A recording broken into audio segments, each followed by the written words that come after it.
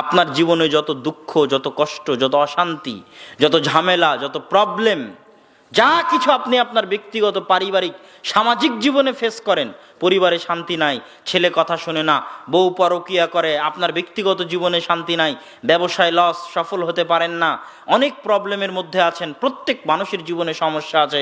এই সমস্যা থাকার পিছনে দুইটা কারণ, হয় আল্লাহর পরীক্ষা, আর না হয় আপনার জীবনে বরকত নাই। হয় আল্লাহর পরীক্ষার, নয় আপনার জীবনে কি নাই, বরকত নাই। বরকত না থাকার কারণে আপনারা যে দশা, বরকত না থাকার কারণে আজকে আপনার এই অবস্থা। বরকত কোথায় থেকে, কেন নাই বরকত? কোরআন নাই। কেননা সকল বরকতের উৎস কোথায় বলেন তো? আল্লাহ সুবহানাহু ওয়া তাআলা। বরকত একমাত্র আসে কার পক্ষ থেকে? আল্লাহর পক্ষ থেকে। আল্লাহ এবং আল্লাহর সাথে সংশ্লিষ্ট যা কিছু আছে সবই বরকত। আল্লাহর সাথে সংশ্লিষ্ট যেমন আল্লাহর নাম, আল্লাহর নাম এটা আল্লাহর জাত, আল্লাহর সত্তার সাথে সম্পৃক্ত, যে আল্লাহ সুবহানাহু ওয়া তাআলা, এই নামটা আল্লাহর নাম, এই নাম দিয়েও বরকত হাসিল করতে পারবেন আপনি। রাসূল সাল্লাল্লাহু আলাইহি ওয়াসাল্লাম বলেছেন, ইদা আকালা আহাদুকুম, যখন তোমাদের কেউ খায় কিন্তু আল্লাহর নাম স্মরণ করে না, আকালা মাআহু শয়তান, তার সাথে শয়তানও খায়। আর যখন আল্লাহর নাম স্মরণ করে তখন শয়তানের খাওয়া বন্ধ হয়ে যায়, মানে বরকত ফিরে আসে। তাহলে আল্লাহর নামের সাথে কি আছে? বরকত আছে।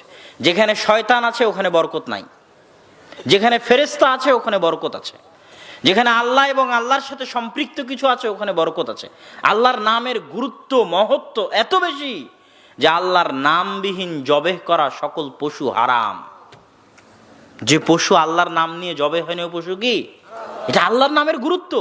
পশু হালাল হবে যদি আল্লাহর নামে জবেহ করা হয়, খাওয়া যাবে যদি আল্লাহর নাম উচ্চারণ করা হয়, এটা আল্লাহর নামের গুরুত্ব। খাবার খেতে বসে আল্লাহর নাম উচ্চারণ করলে বরকত হবে, এটা আল্লাহর নামের গুরুত্ব। রাসূল সাল্লাল্লাহু আলাইহি ওয়াসাল্লাম বলছেন, যখন তোমাদের কেউ বাড়িতে প্রবেশ করে এবং আল্লাহর নাম স্মরণ না করে, আল্লাহর একটা নাম হচ্ছে আসসালাম। আল্লাহর একটা নাম কি? সালাম। এটা আল্লাহর একটা নাম, শান্তি। সকল শান্তির উৎস আল্লাহ সুবহানাহু ওয়া তাআলার পক্ষ থেকে। বাড়িতে প্রবেশ করার সময় যে আল্লাহর নাম নিবে না, মানে আসসালামু আলাইকুম বলবে না, তখন শয়তান বলে, এই শোনো, এই বাড়িতে প্রবেশ করার সময় আল্লাহর নাম নেওয়া হয়নি, আসসালামু আলাইকুম বলা হয়নি, এই বাড়ি তোমাদের থাকার জায়গা, এই বাড়ি তোমাদের খাবারের জায়গা, এই বাড়িতে থাকো আর খাও। তাহলে যে বাড়ি শয়তানের আড্ডাখানা, ওই বাড়িতে থেকে আপনি হেদায়েত পেতে পারবেন? ওই বাড়িতে থেকে আপনি বরকত লাভ করতে পারবেন? আপনার বাড়ি তো শয়তানের আড্ডাখানা। না বিসমিল্লাহ বলে আপনার স্ত্রী সন্তানকে দুধ খাইয়েছে, না আপনি খাবার খেয়েছেন, না সালাম দিয়ে প্রবেশ করেছেন। বাড়িতে আরো এক কারণে শয়তান আছে, আরো একটা কারণ, সেটা হচ্ছে বাড়িতে ছবি মূর্তি আছে।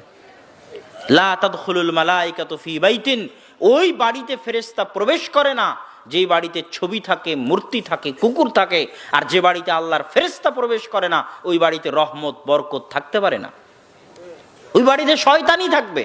আর যে বাড়িতে শয়তান থাকবে ওই বাড়িতে শান্তি থাকবে না। ওই বাড়ির মানুষ হেদায়েত পেতে পারে না। ওই বাড়ির মানুষ ফজরের সালাত জামাতে আদায় করতে পারে না। ওই বাড়ির মানুষের কোরআন পড়ার ভাগ্য হবে না। ওই বাড়ির মানুষের 16 আনাই জীবন বৃথা। আগে শয়তানকে বাড়ি থেকে তাড়াতে হবে। শয়তান তো সকল অনিষ্টের মূল। ওই যে পৃথিবী সৃষ্টির ঘটনা শোনাচ্ছিল আব্দুর রহমান আদম আলাইহিস সালামের ঘটনা, যে আল্লাহ ইবলিসকে শত্রু বানিয়ে দিলেন, চিরন্তন শত্রু। এটা গেমের মতো, খেলার মতো। যখন মানুষ, যুবক ছেলেপেলে যখন গেমের মধ্যে ঢুকে তখন ভিলেন থাকে। ভিলেন না থাকলে গেম খেলে তো মজা নাই। আল্লাহ সুবহানাহু ওয়া তাআলা আপনাকে পৃথিবীতে পাঠিয়েছেন আবাসান, এমনি নয় যে একটা ছোট বাচ্চা মূর্তি তৈরি করলো, একটা নদীর পাশে একটা বালুক দিয়ে ঘর তৈরি করলো আর পা দিয়ে ভেঙে দিল। এরকম অনর্থক সৃষ্টি আল্লাহ করেন না। আজকে এখানে এত বড় একটা অনুষ্ঠান হচ্ছে, এই অনুষ্ঠানের গুরুত্ব আছে। গুরুত্ব আছে দেখে রাজশাহী থেকে আমাদেরকে আসা লেগেছে 7 ঘন্টার সফর করে। গুরুত্ব আছে দেখে চেয়ারম্যান সাহেব উপস্থিত আছেন। গুরুত্ব আছে দেখে আপনারা উপস্থিত আছেন। টাইম টেবিল আছে, নিয়ম কানুন আছে, ক্যামেরা আছে, সবকিছু আছে। আপনি একটা প্রোগ্রাম করেন, এত গুরুত্ব। আর আল্লাহ মানুষ সৃষ্টি করবে, কোনো গুরুত্ব নাই, কোনো নিয়ম কানুন নাই, কোনো আনুষ্ঠানিকতা নাই, কোনো সিস্টেম নাই। আল্লাহ সুবহানাহু ওয়া তাআলা মানুষ সৃষ্টি করেছেন সবচেয়ে গুরুত্ব দিয়ে। ওই মানুষের জীবন জীবনই নয় যে মানুষের সকাল শুরু হয় না কোরআন দিয়ে, সে দিন শেষ হয় না কোরআন দিয়ে, দিন শুরু হয় না কোরআন দিয়ে, তার বেঁচে থাকার কুকুর শ্রীগালের বেঁচে থাকা সমান। কেননা কোরআনবিহীন জীবন বরকতবিহীন জীবন, কোরআনবিহীন জীবন বরকতবিহীন জীবন।